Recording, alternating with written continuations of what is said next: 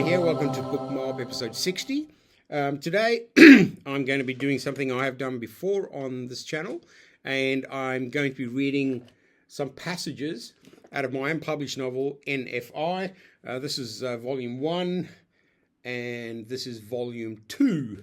I'm going to take some passages out of volume 1, and where we're at in this particular stage of the game is I was in Townsville, and this is in when is it?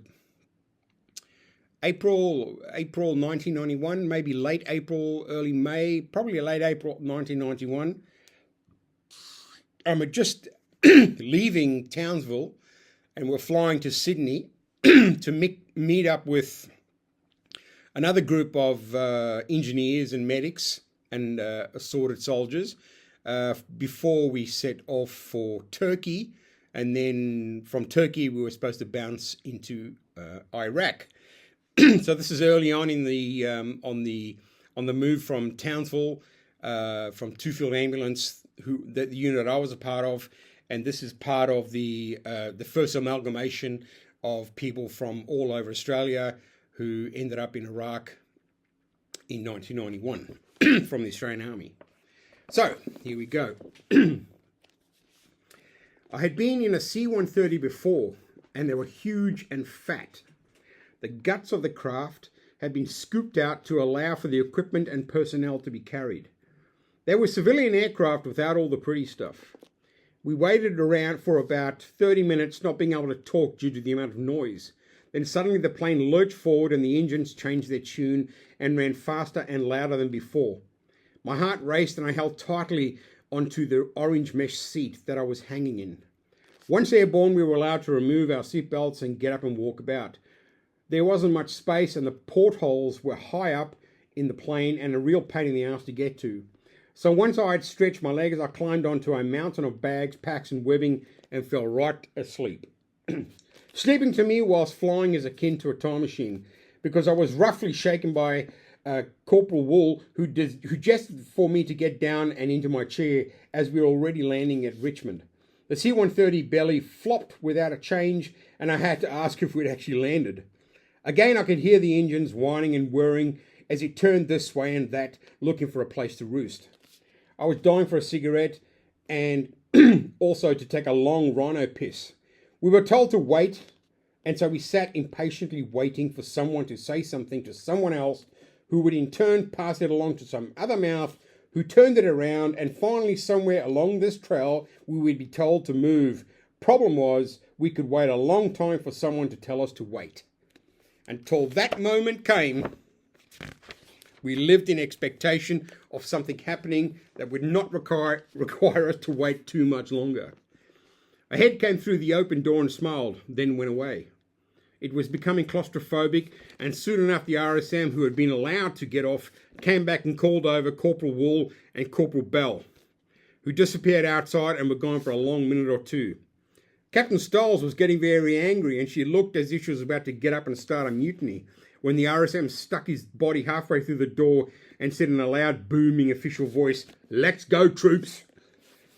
We bundled out into the fresh fuel air of the terminal building and moved around to the rear of the C-130 as they lowered the ramp to allow the forklifts to get our abundant gear out. There was a mass of people around, mostly Air Force uniforms, but lots of Army as well. I saw another Army group standing by the exit entrance, and they were looking over at us. Stretch said loudly, "Fuck, I need a smoke." We were about to disappear and have one when the RSM came up and told us to start pulling the bags apart from the tangled mess on the pallet. It was hard work and I was sweating before long. Another MOG had creeped up near the aircraft, and we formed a long chain gang to then place our gear in that line. After that was finished, I looked at Stretch and motioned with my pack of the smokes that we should have one now. He smiled and clicked as he winked quickly, like in exaggeration. Okay, not serious, but we walked over to the side of the terminal where we could see hundreds of cigarette butts sticking out of a gigantic sand ashtray. As we moved over, Corporal Wool came over and said, "You two go and stand by the truck and look after the gear." Stretch was astonished and looked at Wool as if Wool had pissed in his face. Fucking hell, Mick, we just want to have a fucking smoke. Wool was not interested. I stood in silence. Stretch knew Wool far better than I, so I simply waited until it seemed we were free of this duty. Wool said again, this time louder, with more anger, just stand by this fucking truck now. We moved over and ambled about the rear of the truck. We could see everyone else in the terminal getting drinks, chips and chocolate from the machines. Soldiers smoking and looking at us, probably wondering what the hell we were doing. Stretch was getting angry and was swearing beneath his breath. This is the kind of crap he never did in Townsville. This was the duty of the new blokes and others, never him. I'd never seen Stretch do anything bordering on menial task, other than those group menial tasks, which like section lawn mowing and rock painting. Now here he was on operational duty at the near bottom of the list. I'd always thought that his ability to avoid the shit work was seen as unique, and for his mates back in Townsville to see this happening to their star would be headline news. It was this fact that he now realised that there were very few of us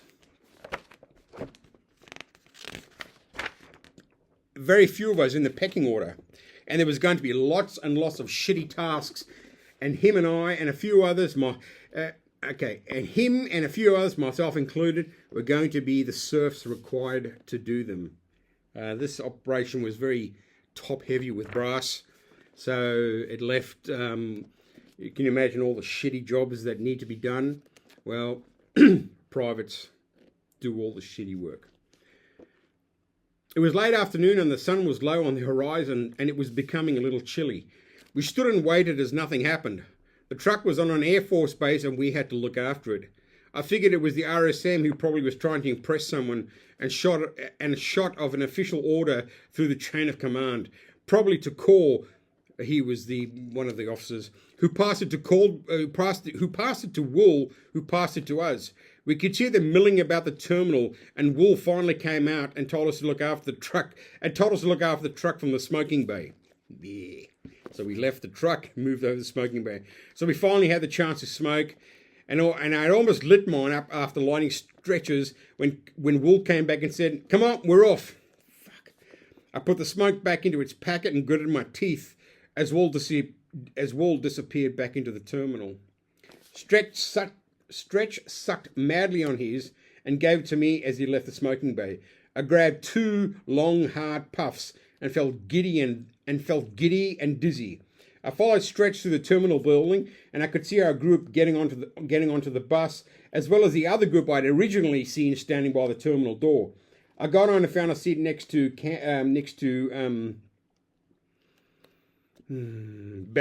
Corporal Bell, and sat down and waited. The driver was nowhere to be seen, and the RSM was standing next to the bus with Major Frail. Captain Stiles and some other tall, lanky major who had a thick, bushy moustache and was smoking by the RSM seemed to be waiting for something too. They did not seem to know each other, but were becoming acquainted. I could see the smoke drifting from the end of the cigarette and the thick, blissful smoke coming out of his mouth. My mouth watered and I wanted to break through the glass and kill him for that cigarette. We still waited. Outside they talked and smoked as well. I asked Bell if I could get out. He hesitated but said, "It's probably better if you stay here. We're going soon." I was not convinced, but I didn't want to push it with Bell, as he was my friend. Well, he was a corporal, but he was also my mate, and I might need him as a leveller if things got shaky. The sun went down and we waited. Again, the aristocrats piled on and sat at their pre-picked seats up the front, and more than ever I believed that we were basically cunts. The driver got on and the bus was already moving out of the gates before they had time to get comfortable. It seemed to me that no matter when or where we waited, the cunts seemed to have to wait inside the juice before they knew what was going on. They always got to have a smoke, get a drink, take a piss, with just enough time to spare to get comfortable. As we moved out into the traffic, it started to drizzle, and I leaned my head against the window, and for the first time I realised that I was almost home in Sydney, and wondered if I would have time to go and catch up with friends and family.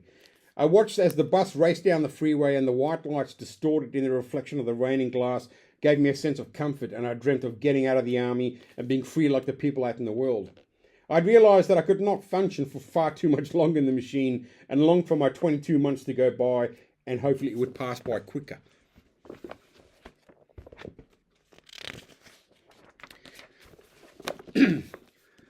Still, I was happy to be where I was, away from Townsville, and on my way to Iraq via Sydney. I tried to sleep, but could not, but nevertheless kept my eyes shut and opened them every now and then to look about the bus to see the others engrossed in their own thoughts. We drove through the gates of Randwick Barracks and pulled up outside a logistic battalion orderly room. The bus shuddered to a halt and slowly the hiss of the air conditioning drained away to be replaced by the initial hushed voices of us slowly coming back to life again. All at once the lights inside the cabin flashed on and we were all blinded for a second or two and curses rang out, followed by anti-curses by the RSM. Shut up and sit down, all of you. You always fucking shouted. Everything was just bah. We all shut up and sat patiently. The RSM got off the bus.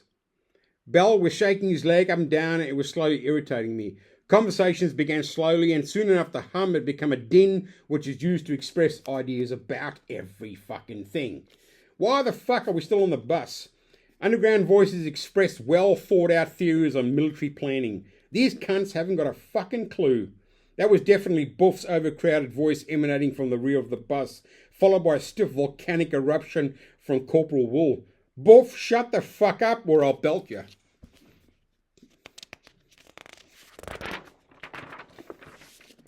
I'm sure Buff said something more, but it was too low to make out. We waited.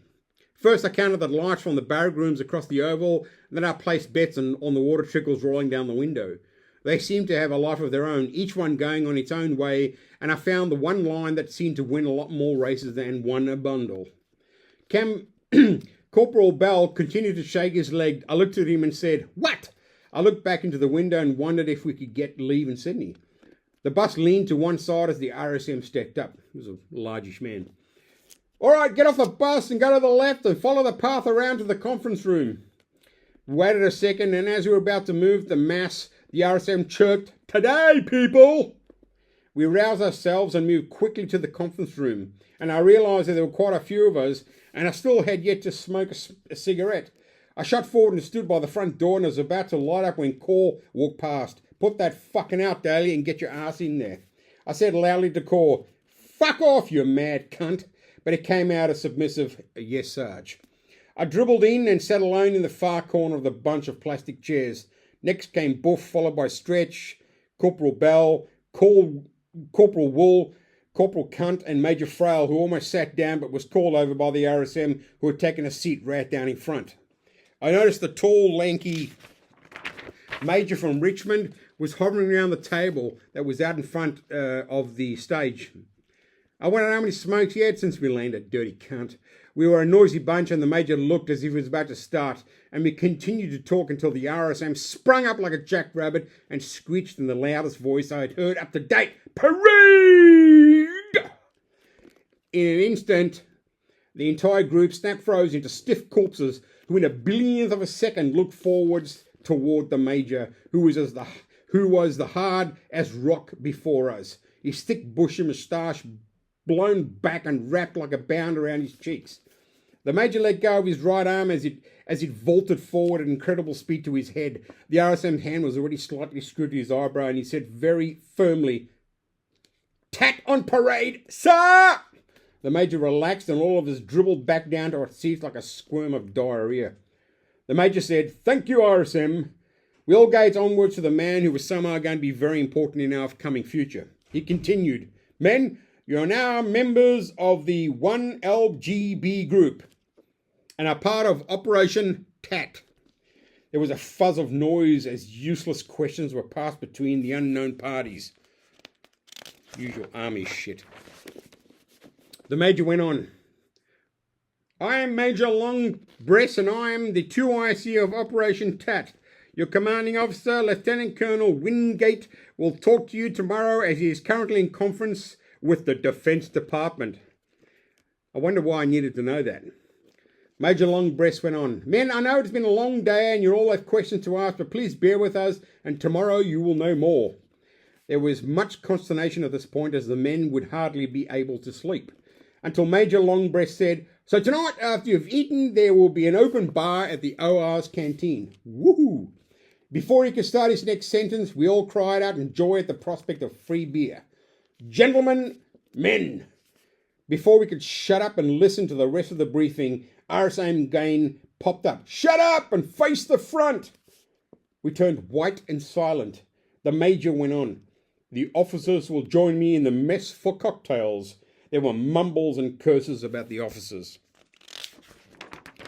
What the fuck? Cocktails? Fucking cunts. Wankers. Fucking what? Cocktails? I saw Major Longbreast look directly at Captain Stiles and figured he had his target on her. I also noticed a wedding ring, but I knew that it meant nothing more than he was married. The Major smiled and continued on as he gazed salaciously at Captain Stiles, who looked forward without obligation. I'm able to say to you briefly what will happen over the next few days, though.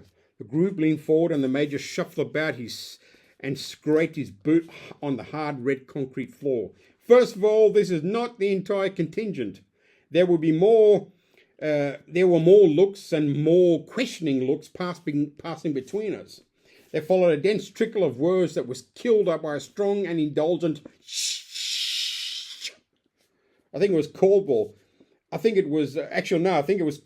start that again. I think it was Corporal Wool. But when I looked at him, he was smirking and looking straight ahead. Major Longbreast went on. So from Sydney, we'll be flying Qantas to an American airbase in Adana, Turkey. And from there, we will enter into northern Iraq.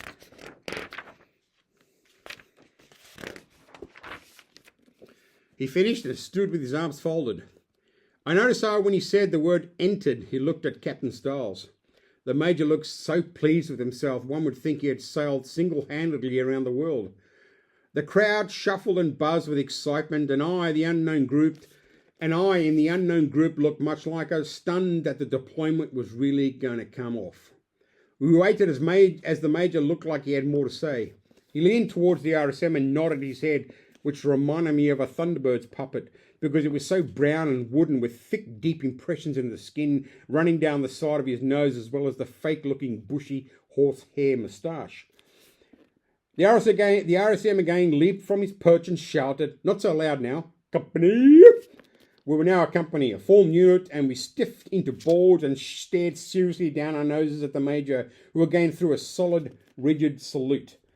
The RSM held his hand hard against his eyebrow and twitched his mouth beneath his own bush of grey and black hair. The Major let go of his arm and it fell with a leadenness, and he smiled at us and said, "So enjoy yourselves, men, but take it easy as we have much to do tomorrow." With that, he walked briskly out of sight and out of the door. I wondered where he was going. I said to Stretch, "Free piss, this is going to be great." Stretch smiled and said, "Fucking wankers having a cocktail party. Fucking hell, mate." I nodded and heard Corporal Wool say, "I'm going to fuck a whore at the cross." Boof heard him and asked, "Are we getting lit to going to town?" Corporal Bell, on hearing Corporal Wool, said to him, "You're a dirty cunt, Mick." The RSM got up in front and stood silent for a few seconds until he yelled, "Company!" We turned and froze, looking forward, waiting for the next order. The RSM went on. "Tonight, you blokes take it easy in the boozer, but woe betide anyone who is not on parade tomorrow at 7 a.m. We muffled the usual disparagement that follows any order, but were refrained as most of us thought he was going to say 6 a.m. "Company dismissed." Without order, there was much movement and din as voices broke free and conversed with the nearest available ear. All right, that was just one part of it. It's funny, reading it aloud, you tend to notice all the mistakes you've made. And so when you're reading it, hold on, give me a sec.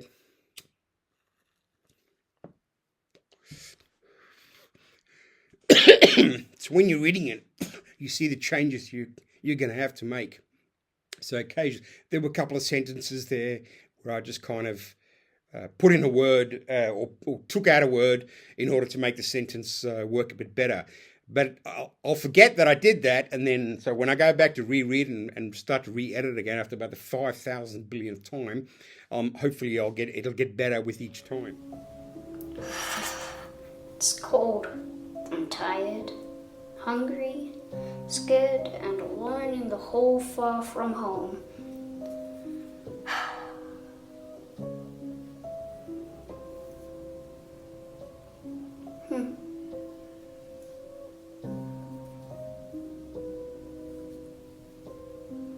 Only 2 hours, then back to my warm, safe sleeping bag. What was that?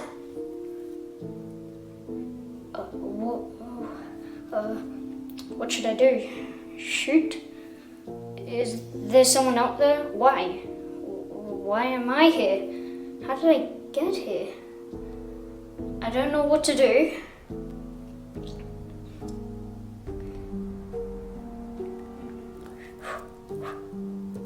I have to shoot.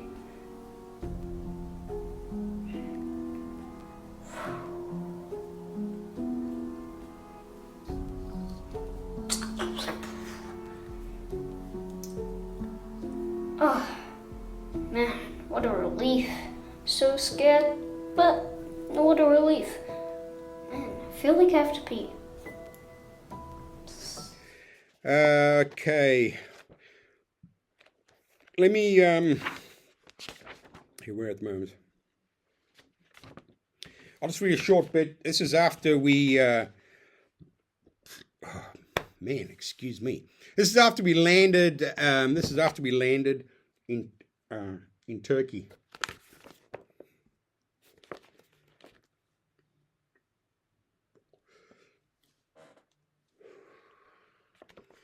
At the Antonov, I stood with Corporal Wool and marvelled at the immense open jaw of the plane. Soon the engineers were hard at work while most of us stood around with our thumbs up our asses. There was not much we could do. An American forklift truck was moving in and out of the Antonov carrying huge pallets of gear and containers that were dropped in a row onto another American truck.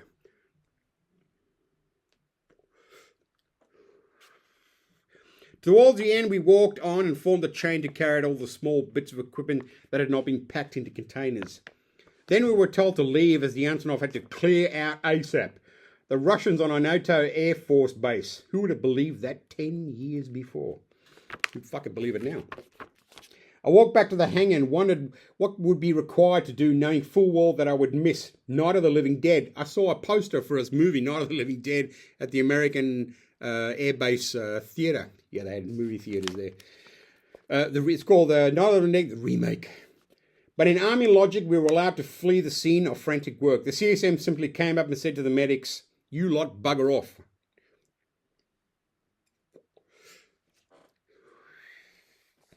I tried not to look at the RSM as I slipped like a slug out of the hangar, with nothing in mind but to get to the cinema. Time was running out.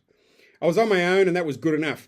I quickly bolted over to the cinema and was amazed at how I knew my way around. The cinema was old, made of brick and painted white with a huge overhanging balcony that obscured the row of glass doors. Only one of the doors opened and the rest were covered in posters or had boxes and building equipment piled up against them. Inside it was refreshingly cool. The air conditioning calmed me the instant I felt the air touch my face and body.